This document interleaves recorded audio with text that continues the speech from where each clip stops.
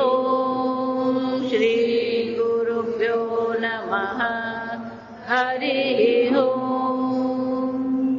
ओम पार्थाय प्रतिबोधितां भगवता नारायणेन स्वयं व्यासेन ग्रथितां पुराणमुनिना मध्ये महाभारतम् अद्वैतामृतवर्षिणीं भगवतीम् अष्टादशाध्यायिनीम् अम्ब त्वामनुसन्दधामि भगवद्गीते भवद्वेषिणीम्।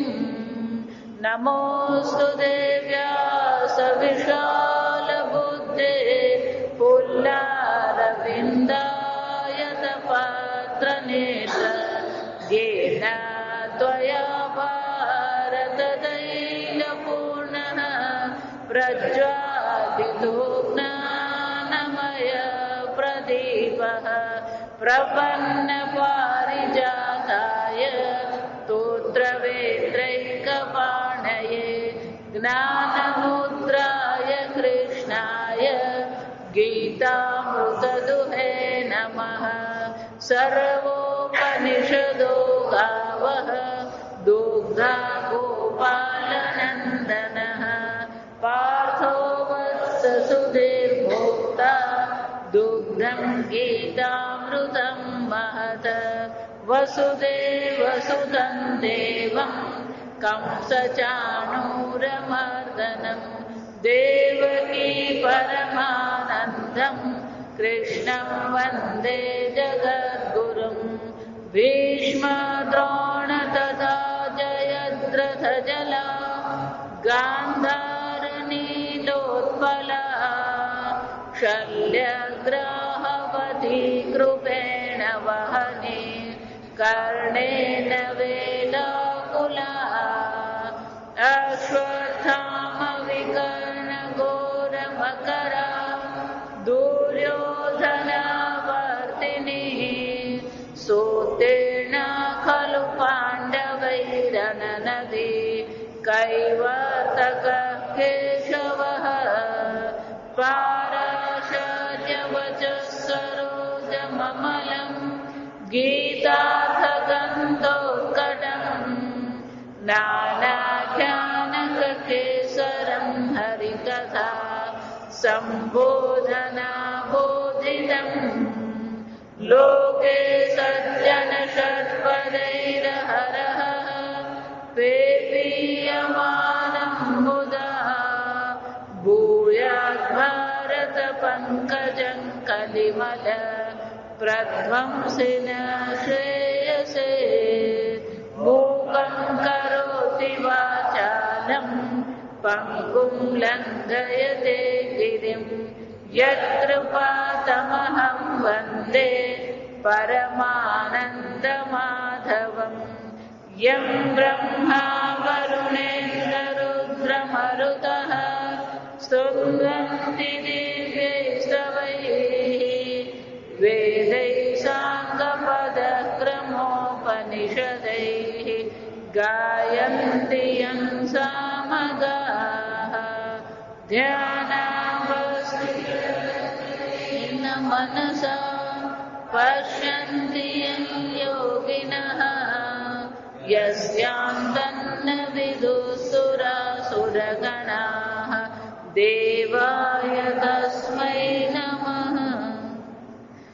ॐ सहना भवतु सहनौ भुनक्तु सह वीर्यङ्करवावहै तेजस्विनावधीतमस्तु मा विद्विषावहै। ॐ शान्ति शान्ति शान्तिः। प्रकृतेर्गुणसम्मूढाः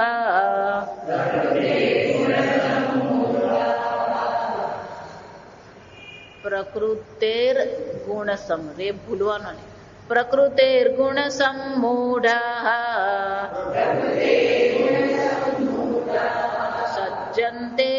ગુણકર્મસુ તાન કૃત્સ્નવિદો મંદાન કૃત્સ્નવિન્ન વિચાલયેત મયિ સર્વાણિ કર્માણિ સંન્યસ્યાધ્યાત્મચેતસા નિરાશીર્નિર્મમો ભૂત્વા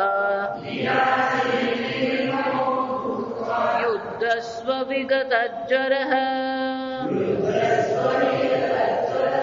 યે મે મતમિદં નિત્યં અનુતિષ્ઠન્તિ માનવાઃ શ્રદ્ધાવન્તો ન સૂયन्तઃ મુચ્યન્તે તેપિ કર્મભિઃ યે ત્વે તદભ્યસૂયन्तઃ નાનુતિષ્ઠન્તિ મે મતં સર્વજ્ઞાનવિમૂઢાંસ્તાન વિદ્ધિ નષ્ટાન ચેતસઃ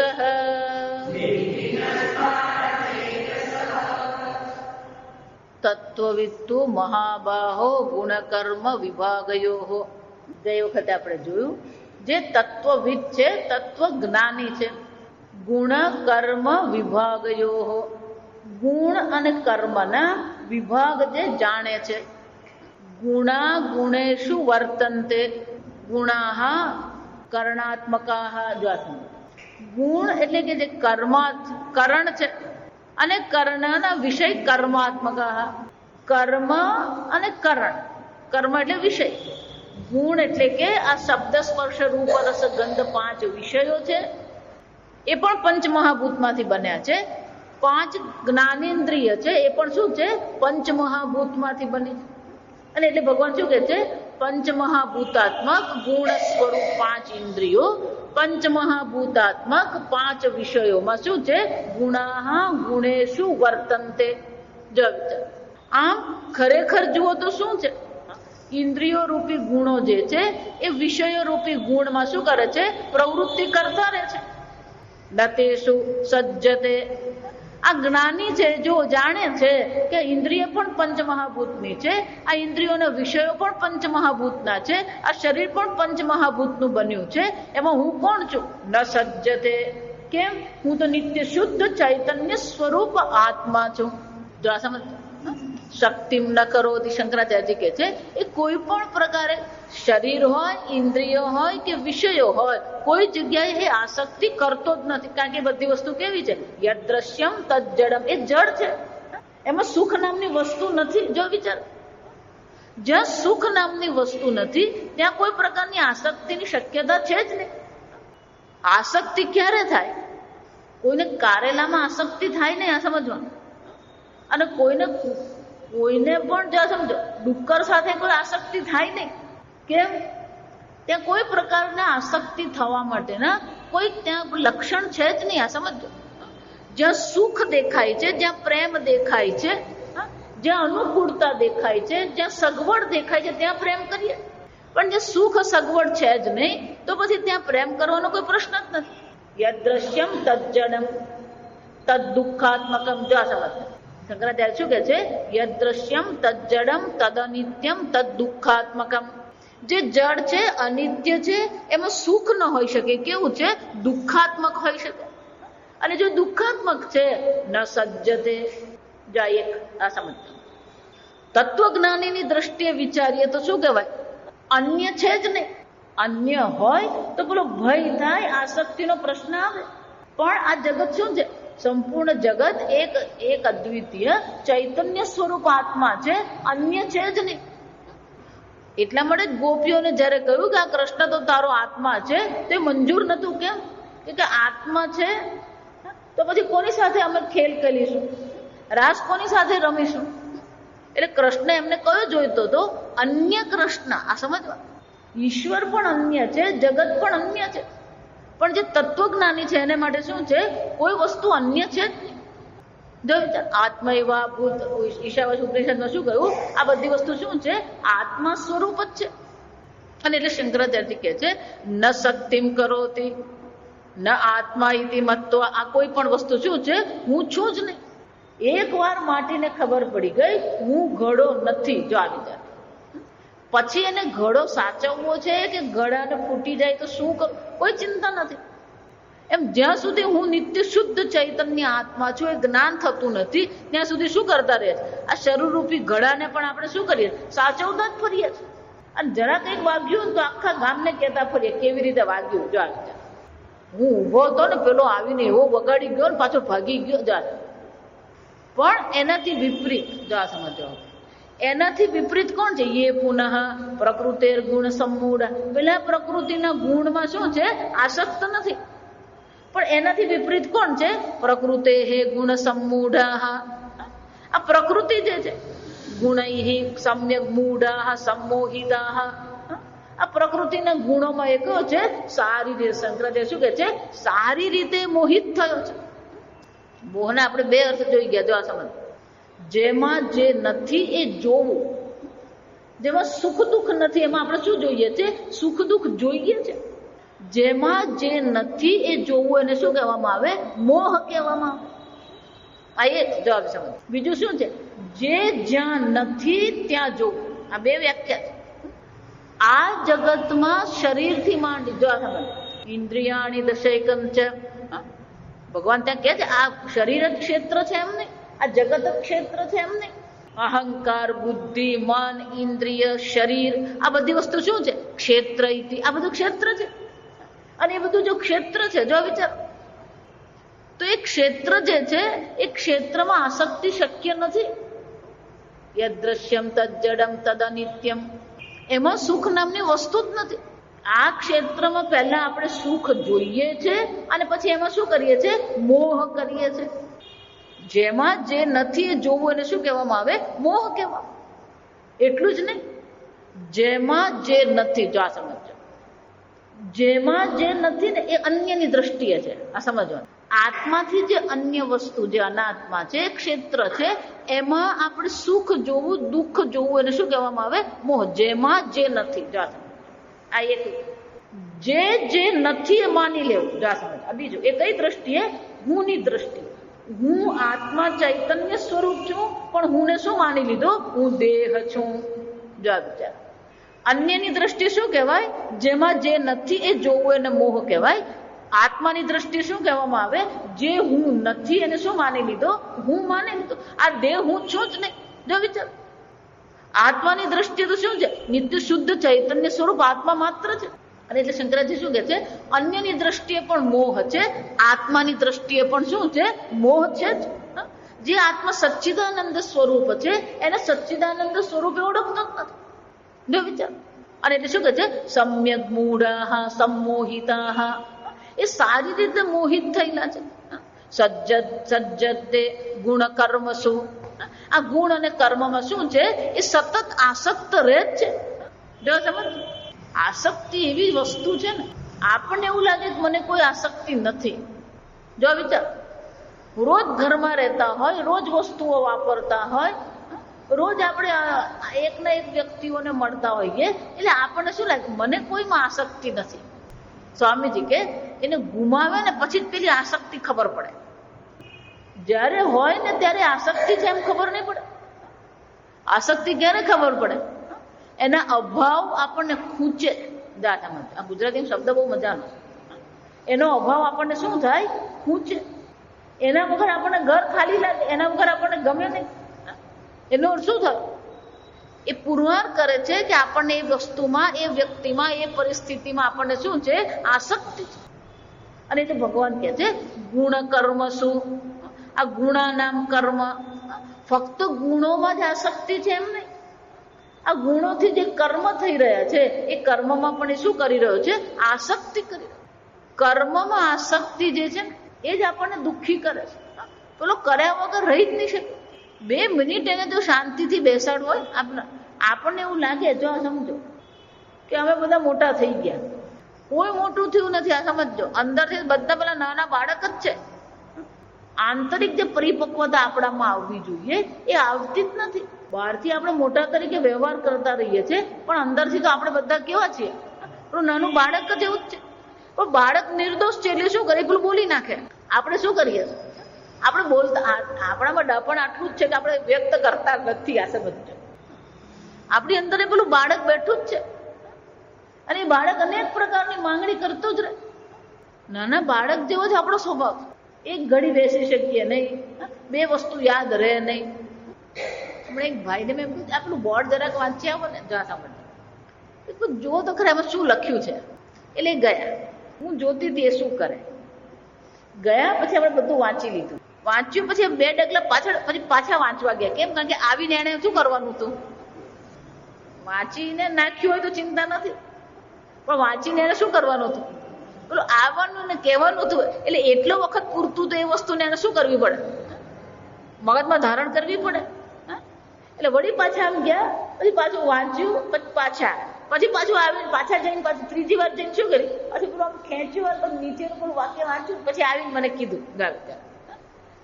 1 મિનિટમાં તમારે ખાલી 3 વસ્તુ કે 4 વસ્તુ વાંચવાની હતી. પ્રોગ્રામ શું છે, આયોજક કોણ છે, કઈ તારીખે છે, જો આ સાંભળ. પણ એટલું કરવા માટે પણ એને શું કરવું પડ્યું? બુદ્ધિની દ્રષ્ટિએ પણ જે પરિપક્વતા આવવી જોઈએ કે જે આપણે કંઈક સાંભળ્યું છે આપણી બુદ્ધિમાં શું થવું જોઈએ? ધારણ થવું જોઈએ. પેલું 1 વાર ભણે, 2 વાર ભણે, 3, પણ પેલું યાદ જ નથી. એટલે પણ 3 વાર ભણ્યો ને કર્યું શું તે? એટલે જ ભગવાન 2 કાન આપે. શું કરવાનું? એક કાને સાંભળવાનું, બીજા કાને શું કરી દેવાનું? શ્રવણ કર્યા પછી આપણી બુદ્ધિમાં એ ટકવું જોઈએ. યાદ રહેતું જ નથી. કેમ? કે આપણી બુદ્ધિ બીજે બધે શું થઈ ગઈ? એવી આસક્ત થઈ ગઈ છે, મોહિત એવી થયેલી છે કે જે યાદ રાખવાનું છે યાદ રાખતા નથી, અને જે યાદ નથી રાખવાનું એ બધું શું હોય આપણા મગજ? બધું મગજમાં ભરીને જ બેઠા હોય. અને એટલે ભગવાન શું કહે છે? સંમોહિતા સંમૂઢા સજ્જન્તે ગુણ કર્મસુ. કે ગુણ અને કર્મમાં આસક્ત છે એનો અર્થ શું થાય? વયમ કર્મ કુર્મઃ ફલાય ઇતિ. અમે શું કરીએ છીએ? આ કર્મ અમે કરીએ છીએ.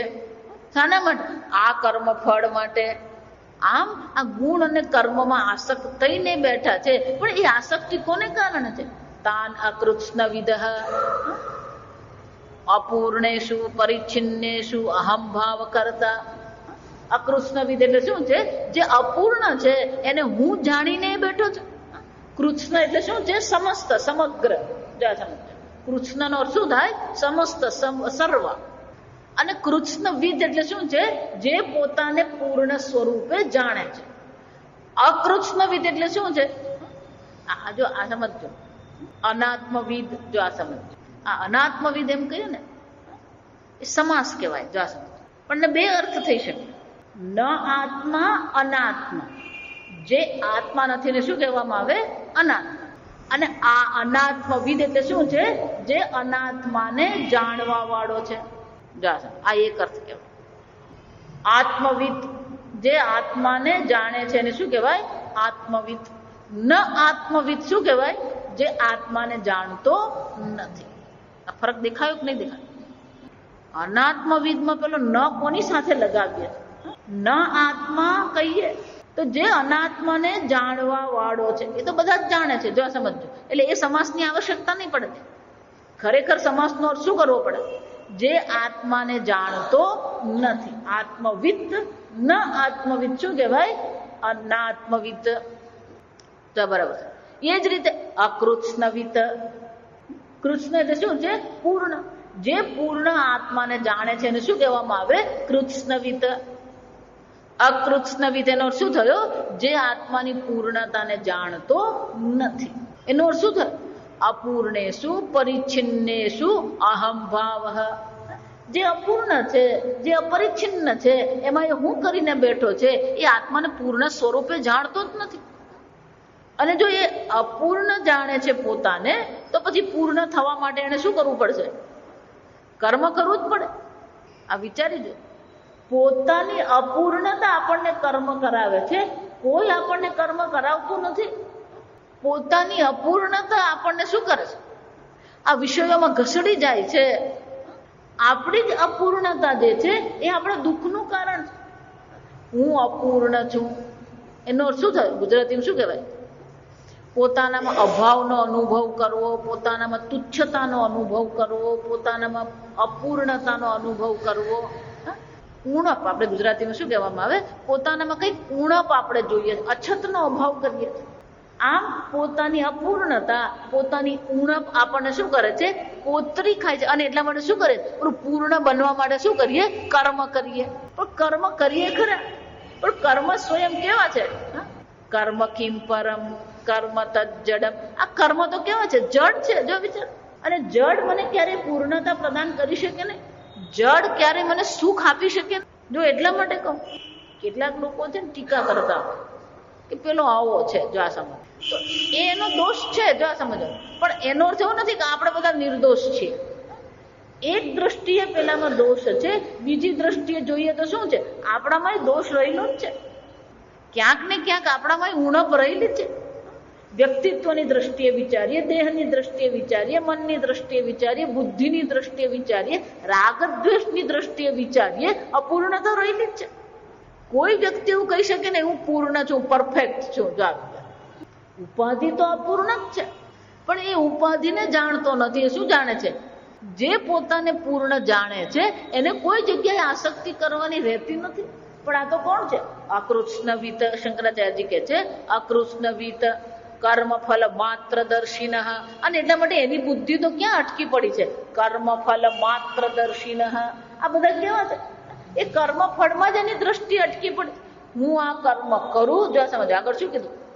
વયમ કર્મ કુર્મઃ. અમે આ કર્મ કરીએ છીએ. હવે શું કરવાનું? આટલું કર્મફળ મને મળવું જ જોઈએ. આમ કર્મ અને કર્મફળમાં શું કરતો રહે છે? એ ભટકતો જ રહે છે. આખો સંસાર આવો જ છે. આ સમજવાનું. ભલે આપણે તે કહેતા ફરીએ, પણ એ તે નથી. એ આપણે બધા જ છીએ કે કર્મ અને કર્મફળમાં શું છે? આસક્ત થઈને જ બેઠા છે. વેદાંત એટલે અન્ય પર દ્રષ્ટિ કરવાની જ નથી. વેદાંત એટલે આપણે પોતાને જ જોવાનું છે. આમ ભગવાન કહે છે જે પોતાની પૂર્ણતાને ઓળખતો નથી એ કર્મ અને કર્મફળમાં આસક્ત થઈને બેઠો છે. પણ કે તો પછી એ કેવો છે? એ બુદ્ધિશાળી છે. મંદાન, મંદ પ્રજ્ઞાન, એ બધા કેવા છે? એમની પ્રજ્ઞા, સમજ. જો પ્રજ્ઞા એટલે સમજ. એમની સમજદારી યોગ્ય નથી. મંદાનનો અર્થ શું થાય? એમની સમજદારી યોગ્ય છે, એમનું જ્ઞાન યોગ્ય નથી, એમનો વિવેક યોગ્ય નથી, એમની સમજદારી યોગ્ય નથી. મંદ પ્રજ્ઞાન. ભગવાન કહે છે કૃષ્ણ વિચાલયે. આવા જે મંદ બુદ્ધિ છે, એટલે કે મંદ પ્રજ્ઞા વાળા છે, જેમનો વિવેક હજી ખૂટે છે. અપૂર્ણ વિવેક. મંદ પ્રજ્ઞાન એટલે કે જેનો વિવેક અપૂર્ણ છે, જેનો વૈરાગ્ય અપૂર્ણ છે. હજી પૂર્ણતઃ એ વિવેક કરી શકે એવી પોતાનામાં શક્તિ નથી. હજી એ વિવેક કરવાનું સામર્થ્ય એને મેળવ્યું નથી. હજી વિવેકનું જો સામર્થ્ય નથી તો પૂર્ણ વૈરાગ્ય પણ એને થઈ શકે એમ નથી. તો જેનામાં વિવેક અને વૈરાગ્ય નથી, જેમાં પોતે વિવેક વિચાર કરવાનું સામર્થ્ય નથી, એને માટે ભગવાન શું કહે છે? કૃષ્ણ વિચાલયે. જે તત્વજ્ઞાની છે એને ક્યારેય એને વિચલિત કરવા જોઈએ નહીં. ઘણી વાર કેટલાક મહાત્માઓ એવી ગડબડ કરતા હોય, અત્યારે પરણીને શું કરવું? તાર બાપા સુખી થયા? જા એવું કહું. આ જેટલા મહાત્માઓ પેલાને શિષ્ય બનાવવા માંગતા હોય ને, એ કોને માટે શિષ્ય બનાવવા માંગે? એને પેલા ચેલાની જરૂર છે, જે સેવા કરી આપે, પગ દબાવી આપે, કપડાં ધોઈ આપે. જાવ આ કપડાં ધોવાને સેવા કરવા માટે જોઈતો, એટલે એને શું કરાવે? આ બધા તું અહીંયા આવજો. એક ભાઈ સાથે આવું થયું, એટલે પેલો બિચારો મહાત્માની વાતમાં આવી ગયો. જો આ સમજ, મહાત્માની વાતમાં આવી ગયો એટલે એને પછી શું કર્યું? પણ મહાત્મા બધું છોડીને મહાત્મા સાથે રહેવા લાગ્યો. મહાત્મા પાસે રહેવા લાગ્યો. રહ્યા પછી એને સમજ પડી કે એણે ઘરમાં ક્યારેય, એ છોકરાએ ક્યારેય ઘરમાં ઝાડુ હાથમાં પકડેલું નહીં. જો આ સમજ, ક્યારે એની પોતાની થાળી ધોઈલી નહીં એને, અને ક્યારે એને પોતાના કપડાં ધોઈ લાવી. હવે અહીંયા આશ્રમમાં આવીને શું કરવાનું? વિચાર, પેલું ઝાડુ લગાવવાનું, પોતાના કપડાં ધોવાના, મહાત્માના કપડાં ધોવાના. જિંદગીમાં કોઈ શાકભાજી લેવાય નહીં ગઈ. પછી શું કરવાનું? જે ઘરમાં નહીં કરેલું એ બધું શું કરતો હતો? એટલે મને આવીને કે હું તો કે અહીંયા ઘડી હવે પેલો ઘરકામ વાળો હોય ને એવું કામ કરું. જ વિચાર, ગુરુજીની સેવા કરવાની, રસોઈ બનાવવાની, વાસણ સાફ કરવાના, એ બધું બરાબર. તો સેવા કહેવાય. જો સમજ, હકીકત કહું, ખોટું આમાં નથી. એ સેવા કહેવાય. પણ મૂકું તને કંઈ ભણાવે છે કે તને કંઈક જપ કરાવે કે સાધના કે ના, ખાલી સવારે 1-8 કલાક કંઈક સત્સંગ કરાવે, બાકી તો આખો દિવસ શું કરતા રહેવાનું. અને પછી કે સ્વામીજી આખો દિવસ કામ કરીને એવા થાકી ગયો કે રાત્રે 9 વાગે ખાટલામાં પડે એટલે શું થઈ ગયું. સારી વસ્તુ છે, આપણે ઘરે નથી કર્યું ને આશ્રમમાં કરીએ અને સેવા ભાવથી કરીએ તો આપણું અંતઃકરણ શુદ્ધ થાય ખરું. એમાં ના નથી, એમાં બે મત નથી. આ સમજો, અંતઃકરણ શુદ્ધિ માટે આ બધું આવશ્યક જ છે. ગુરુની સેવા કરવાની જ છે, પણ સેવા કરાવે છે તો સાથે સાથે શું કરવાનું હોય? એને શસ્ત્ર ચિંતન કરાવીએ, જપ કરાવીએ, તપ કરાવીએ. આ જપ કરવાની કઈ જરૂર નથી. જપાત સિદ્ધિ, જપાત સિદ્ધિ, જપાત સિદ્ધિ બ્રાહ્મણા નામ. જો આ સમજો, જપ તો અવશ્ય કરવાનો. આગળ આપણે જોઈ ગયા, બ્રહ્મચર્ય આશ્રમ હોય, ગ્રહસ્થ આશ્રમ હોય, વાનપ્રસ્થ આશ્રમ હોય કે પછી સંન્યાસ આશ્રમ હોય, જપ તો બધાને માટે શું છે? સામાન્ય છે. તપશ્ચર્યા પણ કરવાની જ છે. જપ કરીએ, તપ કરીએ, શાસ્ત્ર અધ્યયન કરીએ, આ બધું આવશ્યક છે. આ સમજો. આમ પેલું કર્મ કરે છે, કર્મફળ માટે કરી રહ્યો છે. જેને વિવેક જાગ્રત થયો, આ સમજો, મંદ પ્રજ્ઞા છે એટલે આ બધું ચાલી ગયું. પણ જેનો વિવેક જાગ્રત થયો છે એ શું કરશે? એ પણ કર્મ કરશે, પણ એનો વિવેક જાગ્રત હોવાથી એ ભાવના શું રાખશે? આ કર્મ દ્વારા મને કોઈ કર્મફળની આશા નથી, મારા અંતઃકરણની શુદ્ધિ થાય. અને એટલે શંકરાચાર્યજી કહે છે આ બધા જે અકૃષ્ણવિદ જે છે, જે પોતાની પૂર્ણતાને ઓળખતા નથી, એ બધા કર્મમાં પણ આસક્ત છે. અને કર્મ કોને માટે કરી રહ્યો છે? કર્મફલ માત્ર દર્શિન. એને ફક્ત કર્મફળમાં જ રુચિ છે. અને જેને કર્મફળમાં ને કર્મમાં રુચિ હોય એ પેલો મહાત્મા પાસે જઈને શું કરશે? હમણાં કોઈ બેન બનાવીને કે માતાજી અમારી દીકરીના લગ્ન થતા નથી, તમે કંઈક કરી આપો ને. આને શું કહેવાય? ખોટી જગ્યાએ ખોટો પ્રશ્ન પૂછાયો. પણ આવ્યા હોય ને નવી ચાલ એ ચા સમજો હવે. પણ ભગવાન શું કહે છે? એને અપમાનિત કરવાના નથી, એને ઉતારી પાડવાના નથી, એને હળવું કરવાના નથી. નવી ચાલ એ ભગવાન શું કહે છે? એને વિચલિત કરવાની જરૂર નથી. એને એના સ્તર પર શું કરવું પડે? એટલે મેં કહું આ ગણપતિની પૂજા કરો, ગણપતિ આ વસ્તુ સત્ય શું કરી દેવાનું? ગણપતિની પૂજા કરો, ગણપતિનો પાઠ કરો, થઈ જશે લગ્ન.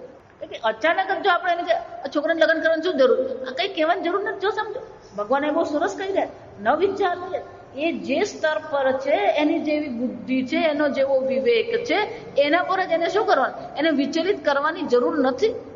એની શ્રદ્ધા છે. એ પ્રશ્ન પૂછે છે એ શું બતાવે છે? એને કોઈક પ્રકારે શ્રદ્ધા થઈ એટલે શું કરે છે? આવીને પ્રશ્ન પૂછે છે. બાકી બીજા ઘણા બધા લોકો હોય, પણ આપણને જ આવીને એ પ્રશ્ન પૂછે છે. એનો શું થાય? થોડો ઘણો વિશ્વાસ આપણામાં છે, ભરોસો આપણામાં છે, શ્રદ્ધા આપણામાં છે. અને એટલે ભગવાન શું કહી રહ્યા છે? ન વિચાલયે. એને ક્યારેય વિચલિત કરવાના. બુદ્ધિ ભેદ કરણમ એવ ચાલનમ. આગળ કઈ ગયા? ન બુદ્ધિ ભેદમ કર જનયેત અજ્ઞાનામ કર્મ સંગીનામ. ત્યાં પણ એ જ કીધું, જે કર્મમાં આસક્ત છે, ગુણમાં આસક્ત છે, એને ક્યારેય કોઈ પણ પ્રકારથી વિચલિત કરો. એટલે કે એની બુદ્ધિમાં શું છે? ભેદ બુદ્ધિ ઉત્પન્ન નહીં કરો. જો વિચારી જો, તમારું જે જીવન છે એ તમે બુદ્ધિથી જીવો છો કે ભાવનાથી જીવો છો? બધું ભાવનાથી જ છે. આ સમજો. પૂજ્ય સ્વામીજી બહુ સરસ ચર્ચા બોમ્બેમાં કરી કે સંપૂર્ણ વૈદિક ધર્મ જે છે, આ સાંભળો, સંપૂર્ણ જે ભારતીય સંસ્કૃતિ જે છે એ સંપૂર્ણ સંસ્કૃતિ શું છે? ભાવના પર જ ટકેલી છે. તમને હમણાં હું કંઈક આપું અને એમ કહું આ પ્રાણ પ્રતિષ્ઠાનો પ્રસાદ છે, જો આ સાંભળો, તો પ્રાણ પ્રતિષ્ઠા પણ શું છે? ભાવના જ છે. ત્યાં જે છે એ તો પથ્થરની મૂર્તિ જ છે. આંખથી પણ એ આરસની મૂર્તિ દેખાય છે, પણ મંત્રો દ્વારા બ્રાહ્મણો શું કરે છે? એમાં પેલી પ્રાણની પ્રતિષ્ઠા કરાવે છે. તો પ્રાણ પ્રતિષ્ઠા પણ શું છે? ભાવનાથી, મંત્રથી કરવામાં આવી. અને જે જુએ છે, જે પ્રણામ કરી રહ્યો છે, એ પણ કોને કારણે કરે છે? એ પથ્થરને પૂજતો નથી. એ કોને પ્રણામ કરે છે? ભગવાનને કરે છે. આ પતિ પત્ની પણ શું છે? ભાવના જ છે. પુત્ર ને પુત્રી ભાવના છે. હકીકત કહું તમને, ભલે તમને એમ લાગે તમારા શરીરમાંથી ઉત્પન્ન થયા, ભલે તમારા શરીરમાંથી ઉત્પન્ન થયા હોય, પણ પેલી ભાવના તો કેવી છે? ગુરુ કહીએ, શિષ્ય કહીએ, ભગવાન કહીએ, જગત કહીએ, આ બધા પ્રત્યે આપણી શું છે? એક વિશેષ પ્રકારની ભાવના છે. જો સ્વામીજી કે આ ભાવના જો સમજો. પછી સ્વામીજી બહુ સરસ મજાનો શબ્દ વાપરે, આપણી ભાવના છે ખરી, જો આ સમજો, પણ એ ભાવના કેવી હોવી જોઈએ? Healthy attitude. જો આ વિચાર, દરેક પ્રત્યે આપણી જે ભાવના છે કેવી હોવી જોઈએ? સ્વસ્થ ભાવના હોવી. કોઈ પણ પ્રકારનો નકારાત્મક ભાવ નહીં આવવો જોઈએ. Healthy attitude. કોઈ પણ વસ્તુ ભલે ગમે એવું હોય, આપણી દ્રષ્ટિએ ભલે નકામું લાગતું હોય, છતાં પણ શું છે, એના પ્રત્યે કોઈ ન્યૂનતાનો ભાવ રાખવાનો નથી. કારણ કે આ સંપૂર્ણ વિશ્વ ઉત્પન્ન કરનાર કોણ છે? ભગવાન છે. જો વિચાર, ઈશ્વરે જ બધી વસ્તુ ઉત્પન્ન કરી હોય, ઈશ્વર જ આ સર્વ વસ્તુનું રક્ષણ કરતો હોય, તો કોઈના પણ પ્રત્યે આપણા મનમાં શું છે? કોઈ પણ પ્રકારનો દુર્ભાવ કેળવાવો નથી. અને જે જ્ઞાની છે, કૃષ્ણ વિત ભગવાન તો શું કહી રહ્યા? જે જ્ઞાની છે, જે તત્વોના દર્શન કરનારો છે, એને તો આ જગતની કોઈ પણ વસ્તુ કે કોઈ પણ વ્યક્તિ પ્રત્યે શું છે? ક્યારેય કોઈ ન્યૂનતાની ભાવના રાખવાની ન વિચારે. એની બુદ્ધિમાં કોઈ પ્રકારથી વિક્ષેપ નહીં કરવાનો. આગળ 7મા અધ્યાયમાં ભગવાન કહેશે, જેની જ્યાં જ્યાં શ્રદ્ધા છે ત્યાં ત્યાં એની શ્રદ્ધા હું શું કરું છું? વિદધામ્યહમ. એ શ્રદ્ધા એની શું કરું છું? ત્યાં જ એની શ્રદ્ધાને સ્થિર કરી દઉં. એ કોઈ પણ દેવતા રૂપે પૂજા કરે છે, છેવટે કર્મફળ આપનાર તો હું જ છું. કર્મફળ દાતા ઈશ્વર છે. પણ એ દેવતાની પૂજા કરે છે, તો એ દેવતા સ્વરૂપે હું શું કરું છું? એને કર્મફળ આપું છું. પણ એની શ્રદ્ધાને હું વિચલિત કરતો નથી. જો વિચાર, આમ ભગવાન બે પ્રકારથી ચર્ચા કરે કે જે અજ્ઞાની છે, જે અપૂર્ણતામાં બેઠો છે, એ કર્મમાં આસક્ત છે અને કર્મફળમાં આસક્ત છે. અને જે જ્ઞાની છે, એમ એને આ કર્મ અને કર્મફળમાં જે આસક્ત થઈને બેઠો છે, એની બુદ્ધિને ક્યારેય વિચલિત કરવી જોઈએ નહીં. સમજવાનું કે આપણી બુદ્ધિ ક્યાં છે? કર્મમાં જો આસક્ત બુદ્ધિ છે, તો પછી જ્ઞાન એને થવું શક્ય જ નથી. કારણ કે એની બુદ્ધિ આસક્ત થઈ છે કર્મમાં, વિક્ષેપ છે તે. કર્મફળમાં એની બુદ્ધિ છે, ભોગમાં એની બુદ્ધિ છે. એને શું કહેવાય? કર્મ કરવું છે એટલે કર્તૃત્વ છે, અને કર્મફળ ભોગવવું છે એટલે શું છે? ભોગતૃત્વ છે. એટલે ખરેખર જો તો એની બુદ્ધિ ક્યાં બેઠી છે? કર્તૃત્વ અને ભોગતૃત્વમાં જ બેઠી છે.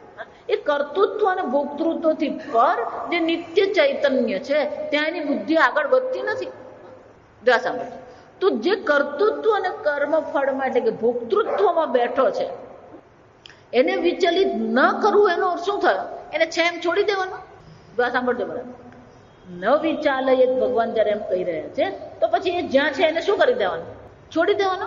જા વિચાર, ધારો કે આપણે રસ્તામાં ચાલતા જતા હોઈએ અને એક બાળક પડી ગયું, તો આપણે શું કરવાનું? ભલે પડી, આપણે શું કરતા રહેવાનું? ચાલતા રહેવાનું. અને ધારો કે પણ તમે ચાલી ગયા, તમારું હૃદય શું કરશે તમને? ભગવાને માણસને આ હૃદય એવું આપ્યું છે કે બીજાના દુઃખને એ તત્કાળ સમજી લે. ઘરે ગયા પછી પણ મગજમાં તો શું ચક્કર ચાલતું હોય? આ પેલું છોકરું પડી ગયું હતું, એના મમ્મી પપ્પા ક્યાં હતા ખબર નહીં, કોણ એના મમ્મી પપ્પા, ને કોઈ આજુબાજુ કંઈ દેખાતું નહોતું, અને મને શું બુદ્ધિ સુધી જ ચાલ્યા કરે. અન્યની ભાવનાઓને સમજવું, અન્યની ભાવનાને માટે પ્રતિભાવ આપવો, એને જ મનુષ્ય કહેવાય. તો ન વિચાલે એટલે જેમ છે એમને છોડી નથી દેવાના. એ જ્યાં છે ત્યાંથી એને શું કરવાનું છે? ઉપર ઉઠાવવાનો છે. ફક્ત અહીંયા ભગવાન એને માટે જે આદેશ કરે, ન વિચાલે, તેનો શું થાય? એનું જે સ્તર છે એ સ્તર પર જઈને તમે શું કરો? એને ઉપર ઉઠાવવાનો પ્રયત્ન કરો. જેમ પેલું બાળક પડી ગયું તો એને આપણે શું કરીએ? એને ઉઠાવીએ છીએ.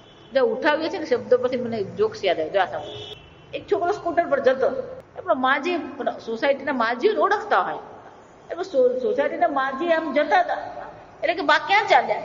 કે ભાઈ ઘરે જ જાઉં. કે બા ચાલો હું ઘરે જ જાઉં, બેસી જાઉં. પેલું બાનું ઘર આવે એટલે બાને ઉતાર્યા. બાને ઉતાર્યા એટલે પછી બાને એમ થયું કંઈક કહું કે છોકરો બિચારો મને લઈ આવે. જો ભગવાન ત્યાં જેમ મને ઉઠાવી લીધી ને, એમ ભગવાને તને ઉઠાવી લેતા. ભગવાને ઉઠાવવાનું કોઈ એ તો ભગવાન તો એનું કામ કરી જ રહ્યો છે. આપણે તો શું કરવાનું છે? જે જ્યાં છે ત્યાંથી એને આગળ લઈ જવાનો પ્રયત્ન કરવાનો. ગુરુજીનું કામ જ એ છે, મહાત્માનું સાધુઓનું કામ જ છે. પરાન કાર્યાન સાધનોથી સાધુ, બીજાના કાર્ય પાર કરી આપે એને જ સાધુ કહે. પણ એની બુદ્ધિ જે પ્રકારથી સ્વીકારી શકે ને એટલું જ કરવાનું. એનાથી ન બી ચાલે તો શું થાય? પછી એને એવું બધું અઘરું કરાવે તો પેલો ઉભો થઈને ભાગી જાય. જો આ વિચાર, એટલે બે બહેનો આવી હતી ભણવામાં. સ્થૂળ દ્રષ્ટિએ વિચારો તો બહુ, ભૌતિક રીતે તમે વિચારો ને તો બહુ બુદ્ધિશાળી હતી બંને બહેનો. અને બંને જુદી જુદી સંસ્થાઓને આવ્યા હતા. અને એ સંસ્થામાં એ બંને જણા શું છે? ખૂબ સારું કામ કરતા હતા, વર્ષો સુધી એમણે ત્યાં સેવા આપી હતી. પછી એમને ખબર પડી કે સ્વામીજી કોર્સ ચાલુ કરી રહ્યા છે, એટલે બંને જણા કોર્સમાં આવ્યા. જો પણ પેલી વર્ષોની કર્મ કરવાની જે આસક્તિ થઈ ગઈ, એટલે અહીંયા આવ્યા પછી તો શું કરવાનું, 1 કલાક સેવા આપવાની હોય, પીરસવાનું હોય કે હોલ સફાઈ કરવાનો હોય. જો બાકીના વખતમાં તો શું કરવાનું, પેલું ભણવાનું હોય. 5 મહિના નહીં થાય એટલે બંને જણા ભાગી ગયા. આ સમજો, બંને જણાએ પોતાની પ્રમાણિકતાથી પ્રયત્ન કરેલા છે. નોટ લખી છે, બધું મોઢે કર્યું છે, સંસ્કૃત ભણવાનો પ્રયત્ન બધું જ કર્યું એમણે. સ્વામીજી પાસે જતા હતા, સ્વામીજી એમને સમજાવતા હતા, વાંધો નહીં તમે ટકી જાઓ. પણ શું થયું, પણ સ્વભાવ એવો છે, પ્રકૃતિ ગુણ સમૂઢ. પોતાની પ્રકૃતિને, પોતાના સ્વભાવને એવા વ્યક્તિ અધીન થઈને બેઠા હોય. તમે ભલે એને ગમે તેટલું કહો, પણ શું છે એ છોડી શકીને એ બંને જણા જતા રહ્યા. વિચાર. અને એટલે ભગવાન અહીંયા કહી રહ્યા છે કે આ પ્રકૃતિ જે છે એ પ્રકૃતિમાં આસક્ત થવાની અર્જુન જરૂર નથી. એ છે પ્રકૃતિ. કોઈને કારેલું ગમે, કોઈને દ્રાક્ષ પણ ગમે, કોઈને મીઠાઈ ગમે, કોઈને મીઠાઈ ન. આ પ્રકૃતિ છે. જો એમાં આપણી બુદ્ધિને સંમૂઢ કરવાની જરૂર નથી. કોઈ એક કર્મમાં કુશળ હોય તો પેલું બીજા કર્મમાં કુશળ હોય. કર્મ અને કર્મ ફળમાં ભગવાન શું કહે છે, તું આસક્તિ અર્જુન નહીં કર. અને જે જ્ઞાની છે એને તો શું છે, આ કર્મમાં જે આસક્ત છે, કર્મ ફળમાં જે આસક્ત છે, એને કોઈ પણ પ્રકારે વિચલિત કરવાની આવશ્યકતા છે જ. કથમ પુનઃ કર્મણી અધિકૃતેન અજ્ઞેન મુમુક્ષુના કર્મ કર્તવ્ય ઇતિ. તો પછી ભગવાન એનો ઉદ્ધાર થશે જ ક્યાં? જો એ કર્મમાં આસક્ત છે, એ કર્મ ફળમાં આસક્ત છે, અને એમ જ જો એને છોડી દીધો, જો આ સમજો બરાબર, તો પછી એનો ઉદ્ધાર થશે ખરો? અને ભગવાન ધારો કે કોઈકને એવું હોય કે ભલે હું કર્મમાં આસક્ત છું, કર્મફળમાં આસક્ત છું, પણ હવે મારે અહીંયાથી ઉઠવું છે. જો એટલે શંકરાચાર્યજી પ્રશ્ન ઉઠાવે છે. તો પછી શું છે, કથમ પુનઃ કર્મણી અધિકૃતે ને અજ્ઞેન. આ જે અજ્ઞાની છે, કર્મમાં અધિકારી છે, એટલે કર્મમાં આસક્ત છે. મુમુક્ષુના કર્મ કર્તવ્યમ. તો એને કર્મ કેવી રીતે કરવું જોઈએ? જો કર્મ ન કરવું તો એવું એને કહી શકાય એમ છે જ. તો કયા પ્રકારથી એને કર્મ કરવું જોઈએ જેથી એ જ કર્મ અને એ જ કર્મફળ શું છે, એને ઉન્નતિનું કારણ બને. જા સમજો, જે આપણા પતનનું કારણ બની શકે છે એ જ આપણા ઉન્નતિનું પણ કારણ અવશ્ય બની શકે. કોઈને આપણે બહુ સરસ કીધું કે જો કોઈ મારા રસ્તામાં પથ્થર નાખતો હોય તો મને એની ચિંતા નથી, કારણ કે એક પથ્થરના હું પગથિયા બનાવીને શું કરીશ, ઉપર ઉઠીશ. જો વિચાર, જે પથ્થર નાખી રહ્યો છે એ પથ્થરને હું શું કરી શકું, પગથિયા બનાવી શકું. આમ ભગવાન જ્યારે અહીંયા આગળ ટીકા કરી રહ્યા છે, નિંદા કરી રહ્યા છે, એ કર્મ અને કર્મ ફળમાં એ આસક્ત છે. તો પછી ભગવાન કર્મ કરવાનું જ નહીં, તો કે કર્મ કર્યા વગર રહી શકાય એમ તો છે જ નહીં. એટલે ભગવાન શું કહે છે, કર્મ કરતા રહેવાનું છે, કર્મ ફળ માટે આસક્તિ પણ રાખવાની છે, પણ એની પાછળની જે ભાવના છે શું કરી દેવાની છે, બદલવાની છે. હું વારંવાર એટલા માટે એક વસ્તુ કહેતી રહું છું કે બદલવાથી તમે સુખી નહીં થશો. જે બદલવાનું છે એ બાહ્ય જગત બદલવાનું નથી. જે બદલવાનું છે શું બદલવાનું છે, આપણી ભાવના બદલવાની. તમે જ્યાં છો ત્યાં જ રહીને તમારી ભાવના તમે બદલી નાખો. જો તમારી ભાવના બદલાઈ ગઈ તો આ જગત પણ બદલાઈ જશે. એટલે બીજું વાક્ય ગમજો, તમારી આંખ સુંદર છે ને તો લોકોને તમે ગમશો, પણ તમારી ભાવના સુંદર છે તો બધા તમને ગમશે. આપણી આંખ સુંદર છે તો લોકોને આપણે ગમીશું, પણ આપણી દ્રષ્ટિ જો સુંદર હશે તો શું થશે, આ જગત આપણને શું દેખાવાનું, સુંદર જ દેખાશે. પણ આપણી દ્રષ્ટિ જ નથી બદલાતી. અને એટલા માટે ભગવાન શું કરે છે, આ દ્રષ્ટિ બદલવાનો પ્રયત્ન કરે છે. કે આ દ્રષ્ટિ કેવી રીતે બદલવી, કર્મ અને કર્મફળ પ્રત્યેની આપણી દ્રષ્ટિ કેવી હોવી જોઈએ. એટલે ભગવાન કહે છે, યે તુ સર્વાણી કર્માણી સંન્યસ્ય અધ્યાત્મ ચેતસા મયી સર્વાણી કર્માણી. મયી એટલે કોણ છે, એટલે શંકરાચાર્યજી કહે છે વાસુદેવે પરમેશ્વરે સર્વજ્ઞે સર્વાત્મ. બધા જો શંકરાચાર્યજી શું છે, એક પરમેશ્વરે કહ્યું તો ચાલી જતે. મયી એટલે શું છે, પરમાત્મામાં, પરમેશ્વરમાં. પણ એના બદલે શંકરાચાર્ય શું કર્યું, એટલે બીજા 2 વિશેષણ 3 વિશેષણ વાપરા. વાસુદેવે પરમેશ્વરે સર્વજ્ઞે સર્વાત્મને. શંકરાચાર્યજી જ્યારે વિશેષણ વાપરે તો એની પાછળ કોઈક ને કોઈક ઉદ્દેશ રહેલો, એમનો એક પણ શબ્દ નકામો નહીં હોય. આ સમજ. તો પહેલો જ અર્થ મયીમાં શું કીધું, વાસુદેવે. વાસુદેવ એ ઈશ્વરનું સ્વરૂપ છે. વાસુદેવના 2 અર્થ છે. વસુદેવસ્ય અપત્યમ વાસુદેવ. વસુદેવના પુત્રને શું કહેવામાં આવે? વાસુદેવ કહેવાય. પણ અહીંયા કયો અર્થ લેવાનો છે? વસુદેવ એટલે કે એ પરમાત્માનું સ્વરૂપ છે. જો આ વાસનાદ વાસુદેવસ્ય વાસિતમ ભુવનત્રયમ સર્વભૂત નિવાસોસી વાસુદેવ નમોસ્તુતે. વાસનાદ વાસુદેવસ્ય. વાસનાદ, વાસના એટલે રહેવું, વાસ કરવો એટલે શું છે? રહેવું. સર્વભૂતોના હૃદયમાં એ વાસ કરનાર હોવાથી જેમને શું કહેવામાં આવે? વાસુદેવ. એ પરમાત્મા કોણ છે? સાતમા આસમાનમાં બેઠો સર્વના હૃદયમાં એ વાસ કરનાર છે. દ્યોત્માત્મકત્વા દેવ. એ કેવો છે? ચૈતન્ય સ્વરૂપાત્મા છે. એનો અર્થ શું થયો? ભગવાનને બોલાવવો પડે એવું છે? ભગવાન સાંભળતો નથી એવું છે? માઇક ચાલે કે નહીં ચાલે? જા સાંભળ. કાન કામ કરે કે નહીં કામ કરે, ભગવાન તો શું કરવાનું? સાંભળો. વાસુદેવ એ ચૈતન્ય સ્વરૂપ છે. પરમેશ્વરે પરમ ચ સૌ ઈશ્વરશ્ચ પરમેશ્વર. એ પરમ છે, અનંત છે. દેશ કાળ વસ્તુ અપરિચ્છિન્ન છે. કોઈ પ્રકારની અપૂર્ણતા પરમાત્મામાંથી. પરમનો શું થાય? કોઈ પણ પ્રકારની અપૂર્ણતા પરમાત્મામાં નથી. ઈશ્વર સર્વનું એ કોણ છે? શાસન કરનાર. સર્વનું શાસન કરનાર પૂર્ણ પરમાત્મા એ જે છે. અને એ કેવા છે? સર્વના હૃદયમાં વાસ કરી જ રહ્યો છે. એ ભલે ને હૃદયમાં વાસ કરતો હોય. સર્વજ્ઞ કેવો છે? એ સર્વને જાણવા વાળો છે, સમજે છે. જો ઘણી વાર એવું થાય, આપણે કોકને કંઈ કહીએ ને, પેલું સામે વાળો સમજે જ નહીં. સમજે તો નહીં, પણ ઉપરથી આપણને ખખડાવે જાય. ભગવાન એવા છે સર્વજ્ઞ. એ સર્વ જાણવા વાળો છે. એ જાણે છે. એ આપણા હૃદયને જાણે છે, આપણા વિચારોને જાણે છે, આપણા સામર્થ્યને જાણે છે, આપણા જ્ઞાનને જાણે છે. સર્વજ્ઞ. અને સર્વજ્ઞ છે તો શું છે? સર્વશક્તિ. એ કેવો છે? સર્વશક્તિ. જાણતો હોય, જા સમજ. ભાવના હોય, જ્ઞાન હોય, સમજ હોય, પણ એ ભાવના, સમજ અને જ્ઞાન જો તમારા કર્મમાં અભિવ્યક્ત નહીં થાય તો એ બધી વસ્તુ શું થઈ જાય? નકામું છે. તમારી જે ભાવના છે, તમારું જે જ્ઞાન છે, એ શું થવું જોઈએ? તમારા કર્મમાં અભિવ્યક્ત થવું જોઈએ. તે વગેરે જે લગ્ન તૂટે ને એ કોને કારણે તૂટે? સ્વભાવ એમ નહીં, પણ બંને જણા એકબીજાના પ્રત્યેની ભાવના જે છે શું છે? યોગ્ય પ્રકારથી અભિવ્યક્ત કરે જ ને. એનો તો મારી કઈ પડેલી જ નથી. પેલો ભાવના તો અભિવ્યક્ત કરવી જોઈએ કે નહીં? એમાં શું કરવાનું? આ ટિપિકલ આ દક્ષિણ ગુજરાત. આપણી જે ભાવના છે, આપણી પાસે જે છે એને આપણે શું કરવું પડે? અભિવ્યક્ત કરવું પડે. અને આજે સમજો, આ ઘરડા મા બાપમાં એવું જ છે.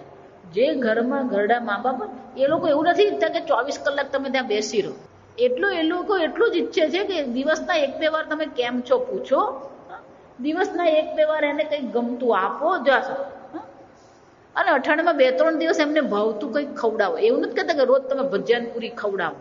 દિવસના 1 વાર પણ તમે એને કેમ છો પૂછી લેશો, એટલે નિરાંત થઈ જાય. પછી એ તમને માથાકૂટ નહીં, એ પછી એમની રીતે રહેતા હોય. આમ તમારી જે ભાવના છે એ પણ શું કરવી પડે? અભિવ્યક્ત કરવી પડે.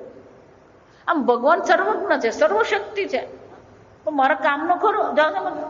પરમ કારુણિકે, શંકરાચાર્ય આગળ કહે છે, પરમ કારુણિકે. આ પરમાત્મા કેવા છે? પરમ કરુણ છે. એમને અનંત કલ્યાણ ગુણગણ સંપન્ન.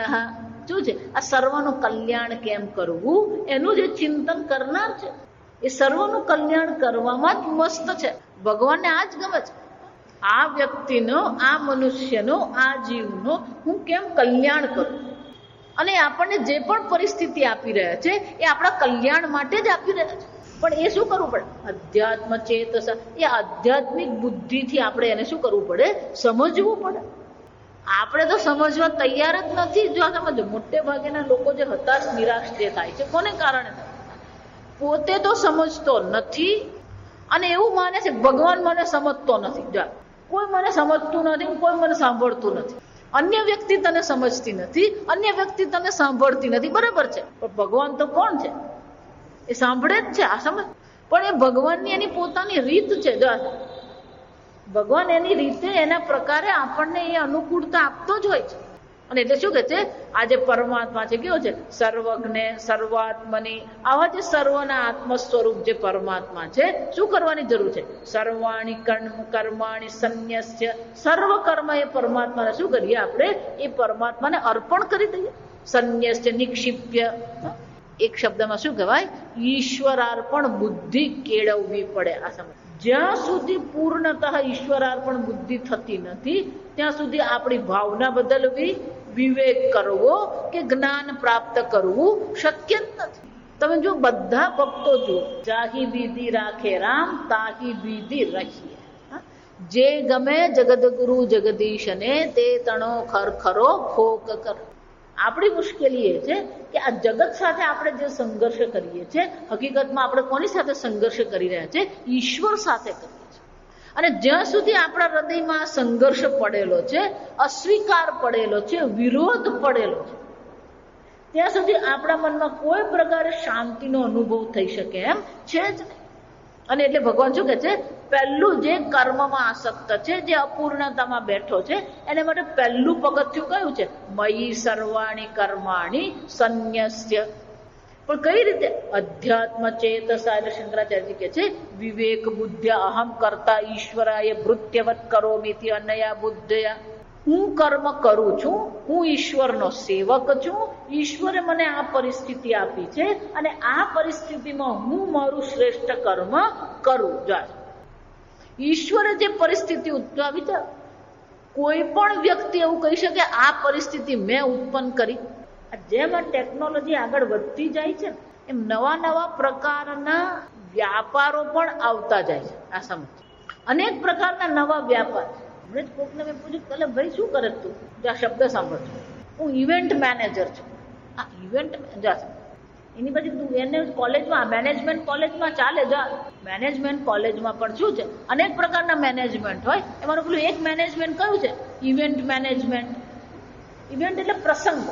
લોકો એટલા બધા વ્યસ્ત છે કે ઘરમાં જો પ્રસંગ નીકળે, એ પ્રસંગ કેમ પાર પાડવો એ લોકોની પાસે સમય નથી. એટલે લોકો શું કરે, આ પેલાને ભાડે રાખે.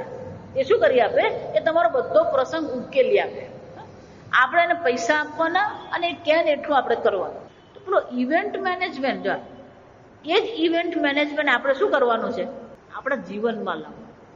અને ગમે એટલા તમે ઇવેન્ટ મેનેજમેન્ટ કહો ને, અને ગમે એટલા ઇવેન્ટ એટલે પ્રસંગ, પરિસ્થિતિ, પણ ગમે એટલું તમે એ પરિસ્થિતિને તમારા હાથમાં કરવાનો પ્રયત્ન કરો, ગમે એટલું આયોજન કરો ને ગમે એટલું પ્રકારથી તમે વ્યવસ્થા ઊભી કરો, ક્યાંક ને ક્યાંક થોડું ઘણું તો શું થવાનું?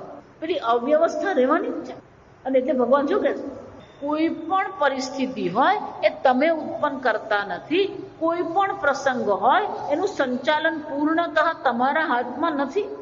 અને જો પૂર્ણતઃ આપણા હાથમાં નથી તો પછી ભરોસો તો ક્યાં રાખવો પડે?